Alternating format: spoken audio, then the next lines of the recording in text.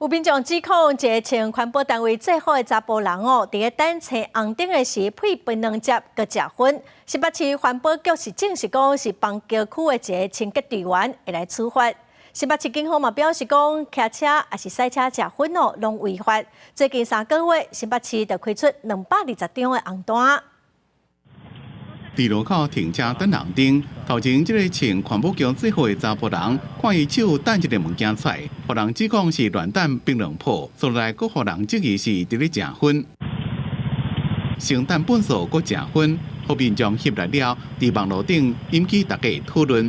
新北市环保局证实，伊是邦桥区的清洁队员。本局将依《废弃物清理法》第50条告发处分。由于该员行为已影响机关形象，将依据清洁队员工作规则办理惩处。随便乱弹槟榔泡已经违反废弃物清理法，甚至是乱配痰、配树林糖、弹薰头、弹纸，拢是违法，相关会当罚6千。 除了袂当乱弹粪扫，那呢，哪骑车哪食薰，咁也违法。违法我不知道，但是觉得不太好吧，就一直闻到烟味啊，然后往脸上扑这样。应该只是道德观感上面的问题，我可能会觉得就是有一阵烟味飘过，会觉得有点不太舒服。伫环保局的统计，开车或者是骑车，但薰塞被处分的。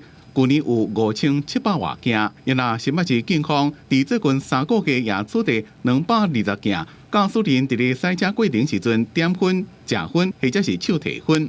驾驶人行驶于道路，手持香烟、吸食、点燃香烟，致有影响他人行车安全之行为者，处新台币600元罚款。虽然去年交通部新制度实施了，甲骑车食薰列做交通违罪。